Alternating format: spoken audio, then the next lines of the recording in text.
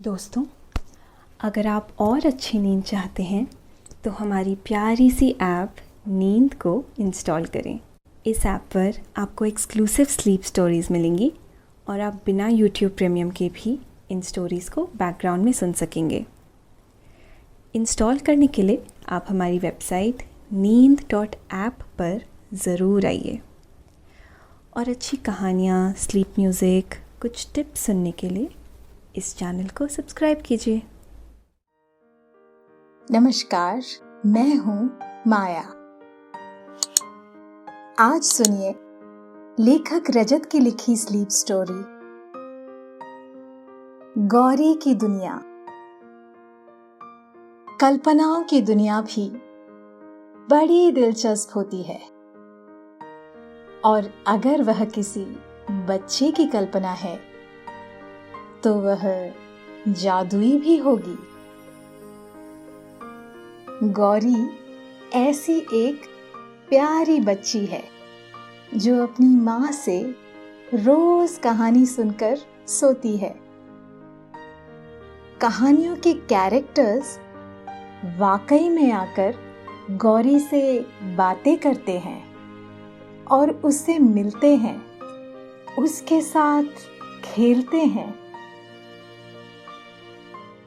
आइए जानते हैं गौरी के इस रोमांचक सफर के बारे में।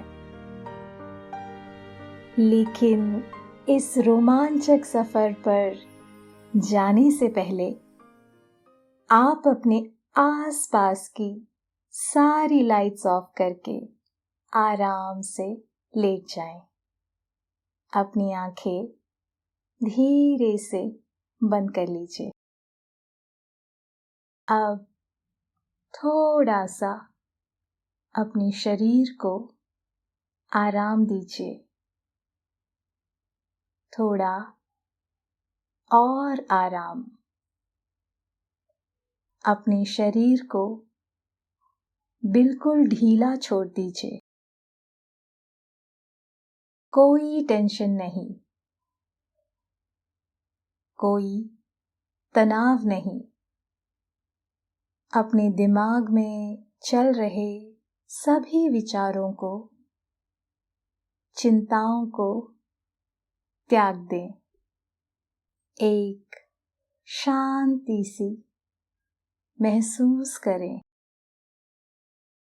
सब नेगेटिव, पॉजिटिव विचारों को धीरे धीरे निकाल दें। हाथों को सीधा करके अपनी कमर के साइड में रख लीजिए। अपनी सांस पर ध्यान लगाएं। इसको धीमे या तेज नहीं करना है, बस ध्यान देना है कि कैसे वो आपके नाक, गले में होते हुए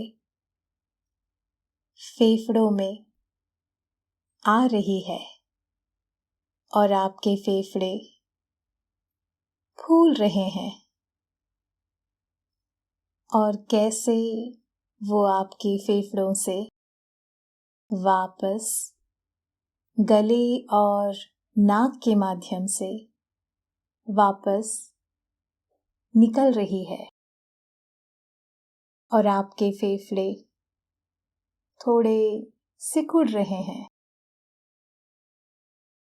मन शांत, एकदम शांत होता जा रहा है। आप बहुत अच्छा महसूस कर रहे हैं। खुद को काफी हल्का फील कर रहे हैं। सब तरफ शांति ही शांति है, सुकून है, खामोशी है। गौरी एक 9 साल की प्यारी सी बच्ची है और अपने बाबा और माँ के साथ रहती है। गौरी की माँ का नाम मधु और बाबा का नाम गोविंद है। घर का माहौल वैसा ही प्यारा, सुंदर और खुशनुमा है जैसा एक घर में छोटे बच्चे के रहने पर होता है। गौरी की माँ मधु को गाने का शौक है। वह रोज शाम घर में पूजा करने और मंदिर में दिया लगाने के बाद कुछ देर कोई भजन या गाना गाती और साथ में हारमोनियम भी बजाती। बड़े होने तक तो मधु को बस संगीत सुनने का शौक था, जैसे हम सभी को होता है। परंतु वक्त के साथ साथ मधु को यह एहसास हुआ कि सभी को कोई ऐसा काम जरूर करना चाहिए जो वह सिर्फ खुद के लिए करते हो। तब फिर मधु ने संगीत का रियाज शुरू किया। किसी को सुनाने के लिए नहीं, किसी के लिए गाने के लिए नहीं, बस अपने लिए, अपनी संतुष्टि के लिए, अपनी आत्मिक शांति के लिए, खुद के साथ कुछ अच्छे पल बिताने से आप फिर से तरोताजा हो जाते हैं। बाकी समय तो मधु का घर को घर बनाने, यानी घर को संभालने और अपनी प्यारी बेटी गौरी के साथ वक्त बिताने में निकल जाता। मधु जितनी देर गाती, गौरी भी कहीं आस-पास बैठकर अपनी माँ को गाते हुए सुनती। गौरी के बाबा गोविंद एक कंपनी में काम करते हैं। 6 दिन तो वह भी व्यस्त रहते हैं। शाम को घर आकर भोजन कर कुछ देर गौरी से बातें कर सो जाते और गौरी की उन मस्तियों में भी उसका साथ देते जो माँ करने से मना करती। इतवार के दिन गोविंद घर पर ही रहते और पेंटिंग करते। हाँ, गोविंद को पेंटिंग करने में बहुत मजा आता। वह हाथों से ही बड़ी बड़ी पेंटिंग्स बना लेते। उसके लिए उन्होंने एक अलग रूम भी रखा है। पूरा रूम अलग अलग पेंटिंग से अटा पड़ा रहता और गोविंद हर इतवार को एक नई पेंटिंग बनाते। और कभी कभी तो गौरी भी इसमें बाबा का हाथ बटाती और पेंटिंग बनाते बनाते पूरी रंग में नहा लेती। गोविंद भी पेंटिंग इसी सोच से बनाते जैसे गौरी बनाती, बिना किसी मकसद के, अपनी खुशी के लिए, या कहा जाए अपने साथ वक्त बिताने के लिए। माँ बाबा का कलाओं में रुझान और गौरी का भी उसमें शामिल होना, इन बातों ने घर का माहौल पूरी तरह कलात्मक बना दिया। गौरी भी बाबा के साथ इतवार को पेंटिंग करती, या कहना चाहिए रंगों के साथ खेलती, और वह भी गौरी को बहुत सारी शीट्स और रंग दे देते। मधु और गोविंद अपनी बेटी को हर काम में शामिल करते। वह खाना बनाना चाहती तो खाना भी बनाने देते। वैसे भी 9 साल के बच्चों के लिए तो सब खेल ही होता है, चाहे पढ़ाई ही क्यों ना हो। गौरी को घर में सब कुछ करने की पूरी छूट है, इसलिए वह इतनी समझदार भी है। जब माँ, बाबा और गौरी साथ में होते तो उनका घर हंसी खुशी और सुकून से इतना भर जाता और घर का माहौल इतना हल्का हो जाता जैसे घर कालीन पर रखा हवा में तैर रहा हो। गौरी के बाबा गोविंद को नई नई किताबें खरीदने और पढ़ने का भी शौक है। इसके चलते वह आए दिन कोई न कोई किताब लाते। मधु के कहने पर वह गौरी के लिए कहानियों की किताबें भी लाने लगे। सभी तरह की कहानियों की किताब, वास्तविक कहानियां, काल्पनिक कहानियां, राजा रानी की कहानियां, पौराणिक कहानियां, देशों की कहानियां, लोगों की कहानियां, हौसलों की कहानियां, उड़ान की कहानियां। गौरी को रात में अपनी माँ से कहानी सुनकर सोने की आदत है और यह आदत मधु ने ही उसे डाली है।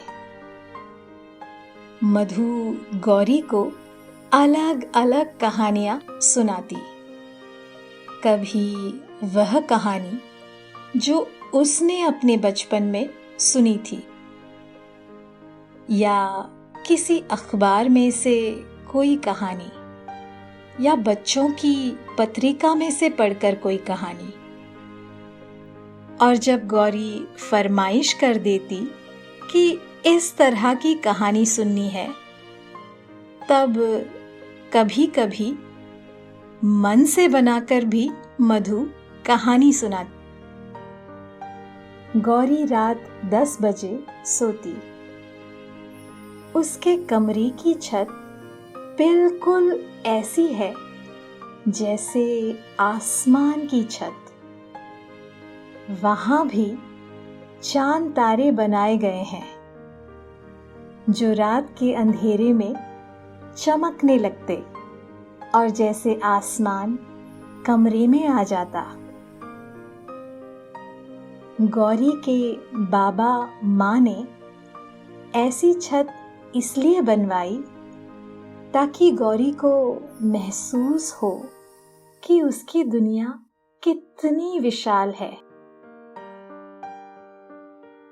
गौरी के कमरे की खिड़की पर फूलों की बेलें सजी हुई है, जिससे गौरी को यकीन हो कि यह दुनिया कितनी सुंदर है। गौरी के कमरे में उसकी हर ख्वाहिश और जरूरत की चीजें थी जो उसे दिए गए कोई छोटे से टास्क को पूरा करने पर मिलती, ताकि गौरी को छोटी छोटी चीजों का भी महत्व समझ में आए। उसके पास एक छोटा सा पपी भी है, जिससे वह जानवरों के प्रति संवेदना रखना और उनसे प्यार करना सीखे। मधु रोज गौरी को सोते वक्त बहुत प्यारी प्यारी कहानियां सुनाती। अक्सर कहानी के बीच में ही गौरी को नींद आ जाती और आगे की कहानी का उसे सपना आता, जो कई बार वह अपनी माँ को सुनाती। हर रोज की तरह एक रोज सूरज डूबा, शाम ढली और रात रूपी मैदान में चांद का रथ अपने तारे रूपी घोड़ों के साथ धीरे धीरे आगे बढ़ने लगा। और रोज की ही तरह गौरी को अपने कमरे में सुलाने के लिए माँ कोई कहानी सुनाने के लिए तैयार है। गौरी अपने बेड पर है। माँ ने लाइट ऑन कर पूरा कमरा गहरे नीले रंग से भर दिया। फिर गौरी से बोला, बोलो बेटा, आज कौन सी कहानी सुनना है? गौरी ने दूसरा सवाल दाग दिया। माँ, रोज कोई नई कहानी आपके पास कहाँ से आती है? माँ मुस्कुराते हुए कहती है, जैसे रोज चांद नया होकर वापस आ जाता है, जैसे नदियों में रोज नया पानी भर जाता है, जैसे तुम रोज थोड़ी और प्यारी हो जाती हो, वैसे ही कहानी भी अपना रास्ता बनाकर आ ही जाती है। और ध्यान से रात में आसमान को देखो तो सितारे भी सिर्फ टिमटिमाते कहाँ है, वह बोलते भी तो हैं। और ध्यान से सुनो तो वह भी कोई कहानी ही सुनाते हैं। फिर गौरी ने अपनी प्यारी आवाज में पूछा, यह कहानियां जहां से आती हैं, क्या वापस भी वहीं चली जाती हैं? माँ ने जवाब दिया, कहानी कहीं से नहीं आती और कहीं नहीं जाती, वह हमारे बीच ही रहती है। कभी गौरी खुद ही अपनी माँ को कोई कहानी सुनाने लग जाती, जिसका कोई मतलब नहीं होता। बस गौरी बिना सोचे समझे कुछ कुछ बोलती रहती और माँ सुनती रहती। उसकी प्यारी और मीठी आवाज में सब अच्छा ही लगता। आज माँ ने गौरी को थपकी देते हुए कहा, यह कहानी जुगनू परी की है। गौरी ध्यान से कहानी सुनने लगी। जुगनू परी समुद्र के बीच एक आइलैंड पर एक जंगल के अंदर अपने जुगनुओं के साथ रहती है। इस जंगल में जुगनुओं की भरमार है, जिस वजह से जंगल इस तरह से चमकता जैसे कोई बड़ा सा जुगनू समुद्र के बीच बैठा है। जब कोई जीव उड़ नहीं पाता या जुगनू परी के पास मदद मांगने आता, जुगनू परी उसे एक प्यारे से जुगनू में बदल देती। एक रात जुगनू परी जुगनुओं की तरह ही चमकती हुई उड़ रही थी। उसे दूर से किसी के पुकारने की आवाज सुनाई दी। माँ ने देखा गौरी सो गई है। उसने धीरे से गौरी को चादर ओढ़ाई, उसे किस किया और लाइट बंद कर अपने कमरे में चली गई। अगला दिन बीतने के बाद रात में गौरी अपने कमरे में चली गई। और अपने बाबा की लाई हुई कहानियों की किताबों को छांटने लगी। कुछ देर बाद माँ कमरे में आई। उन्होंने कहा, क्या कर रही हो गौरी? यह सब किताबें क्यों बिखेर रखी है? गौरी ने एक किताब अपने हाथों में उठाते हुए कहा, यह देखो माँ, मुझे क्या मिला? माँ ने कहा, कौन सी किताब है यह? गौरी ने खुशी से कहा, यह जुगनू परी की किताब है। माँ ने किताब अपने हाथ में ली और देखा। किताब के कवर पर जुगनू परी, जंगल और बहुत से जुगनुओं की तस्वीर है। माँ ने कहा, हाँ गौरी, यह तो उसकी ही कहानी है। तुमने तो कमाल कर दिया। पर तुम्हें कैसे पता यह किताब हमारे पास है?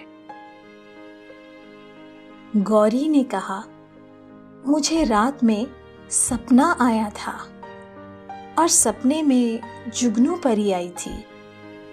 उन्होंने मुझे कहा, तुम मेरी कहानी शुरुआत से जानना चाहती हो तो किताब खोजो, वह यहीं कहीं रखी होगी।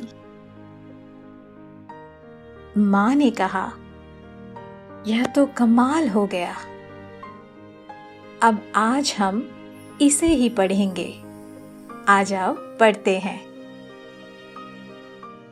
गौरी और माँ दोनों किताब पढ़ने बैठ गए। गौरी ने कहा, माँ, अगर मैं सुनते सुनते सो जाऊं तो आप आगे की कहानी मुझे कल सुना देना। माँ ने कहा, ठीक है बेटा। गौरी ने फिर से कहा, और आप अकेले मत पढ़ना, हम कल साथ में ही पढ़ेंगे, ठीक है? माँ ने कहा, ठीक है। माँ ने कहानी पढ़ना शुरू की। रोशनी खजाने का नक्शा लेकर समुद्र के किनारे पहुंच गई। उसे यह नक्शा कहाँ से मिला और वह यहाँ कैसे पहुंची, यह हम बाद में जानेंगे। उसने नक्शे को एक बार और ध्यान से देखा। वह नक्शा समुद्र में ही कहीं जाने का इशारा कर रहा है। रोशनी ने अपने आप से कहा, मुझे एक नाव की व्यवस्था करनी होगी। रोशनी समुद्र के किनारे जंगल में जाती है ताकि उसे नाव बनाने के लिए कुछ लकड़ियां मिल सके, पर उसे ऐसी कोई लकड़ी नहीं मिलती जो पहले से टूटी हो और उसके काम आ सके। दरअसल वह किसी पेड़ को नुकसान पहुंचाकर लकड़ी नहीं लेना चाहती थी। वह काफी समय तक जंगल में घूमती रही, पर उसे कुछ काम का नहीं मिला। उसे कुछ पंछी और जीव बड़े ध्यान से देख रहे थे और उसकी यह बात उन्हें बहुत पसंद आई। रोशनी कुछ देर बाद वापस किनारे पर आकर बैठ गई और अपना नक्शा देखने लगी। उसे पीछे से किसी की आवाज आई, क्या तुम्हें पानी पर सफर करने के लिए कोई साधन चाहिए? रोशनी ने पीछे मुड़कर देखा। उसकी तरफ एक बड़े आकार का भालू चलकर आ रहा है। यह देखकर रोशनी का आश्चर्य में होना स्वाभाविक है। वह भालू रोशनी के पास आकर बैठ गया और कहा, तुम चाहो तो मैं इस मामले में तुम्हारी मदद कर सकता हूं। रोशनी इस बात से खुश है कि अब उसके साथ कोई है। उसने भालू से कहा, आप कैसे मदद करेंगे मेरी, और आप हैं कौन? भालू ने कहा, देखो जी, पहली बात तो यह कि इस जंगल में सभी तुम्हारी मदद करना चाहते हैं, क्योंकि तुम पेड़ों को नुकसान नहीं पहुंचाना चाहती।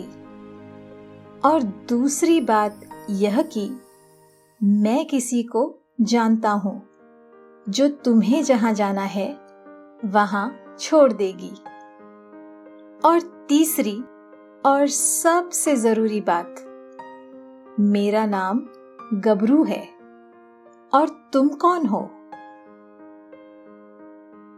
रोशनी ने कहा, मैं रोशनी हूं और मुझे यहां जाना है।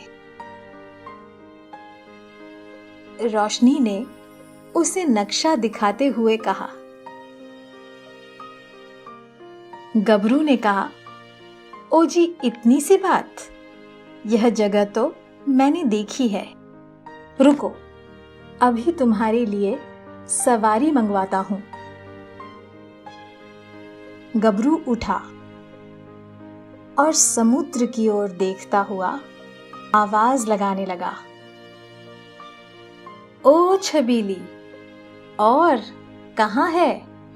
आसपास ही है या दूर है? जल्दी आ, ओ छबीली। एक शार्क जैसी दिखने वाली मछली, आकार में करीब 20 फीट लंबी, पानी से निकलकर दोनों के सामने आ गई। उसने गबरू से कहा, ओए, क्यों पुकार रहा है? यूं मत कहना कि तुझे समुद्र की सैर करना है। मैं तुझे अपने पीठ पर नहीं बिठाऊंगी। यह कौन है? उसने रोशनी की तरफ देखकर कहा। गबरू ने कहा, ओह, मुझे नहीं करना कोई सैर वैर। यह रोशनी है, इसे जाना है।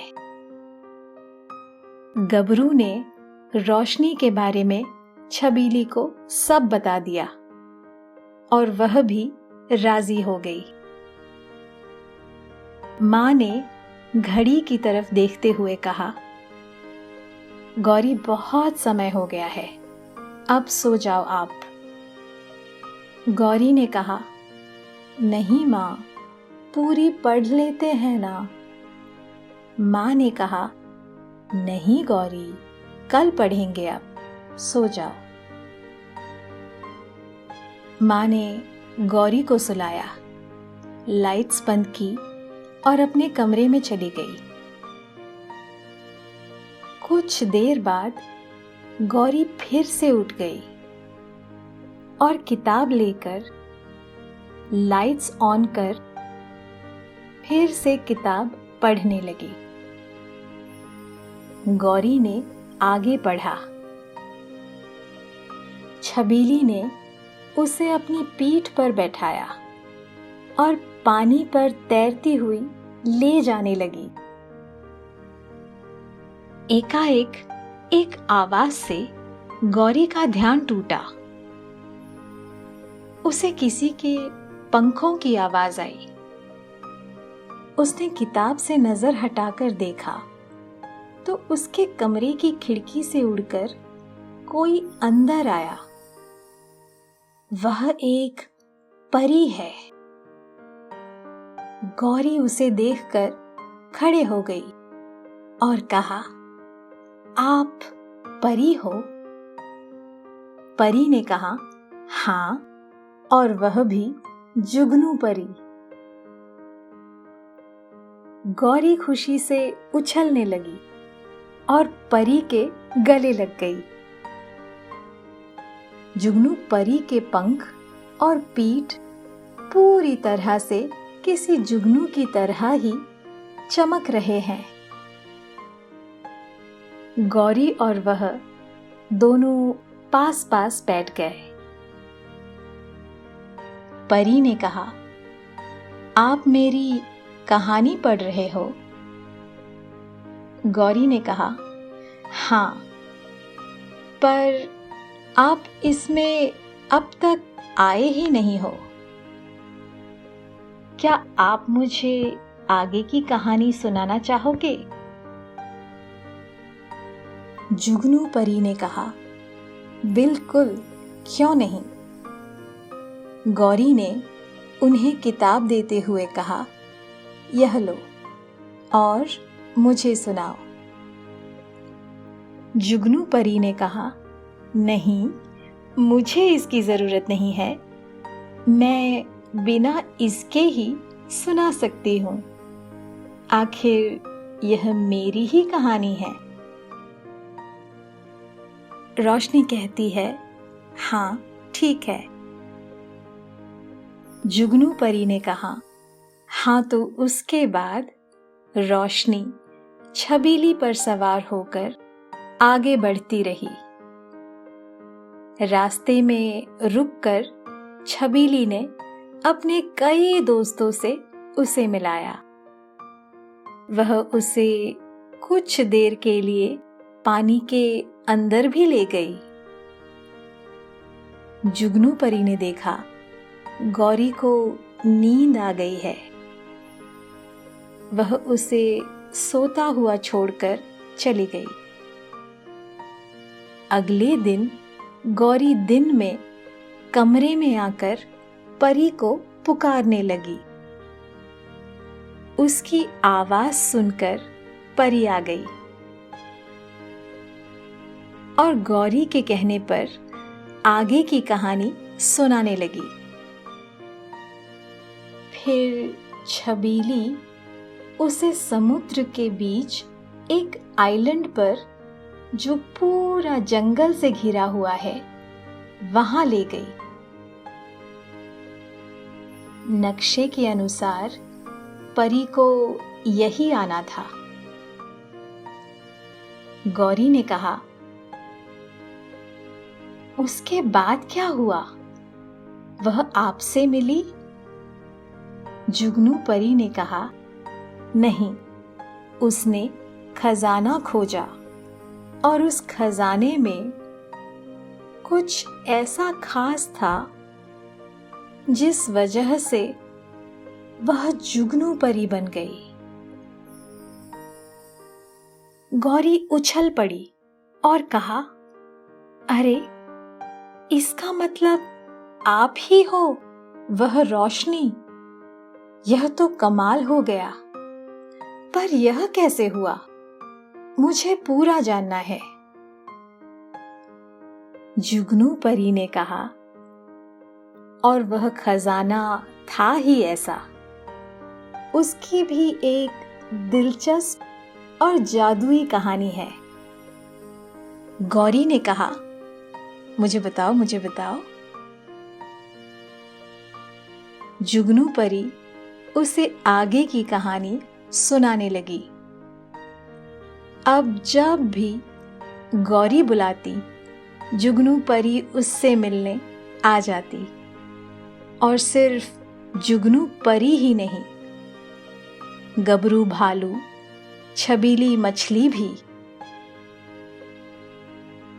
अब जो भी नई कहानी गौरी पढ़ती और उसे जो किरदार बहुत पसंद आते, वह गौरी से मिलने आते, उससे बातें करते, उसके साथ खेलते।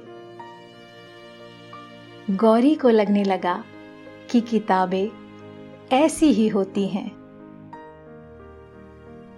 आपको भी यह कहानी सुनकर नींद आ रही है, नींद आपकी आंखों में समा रही है।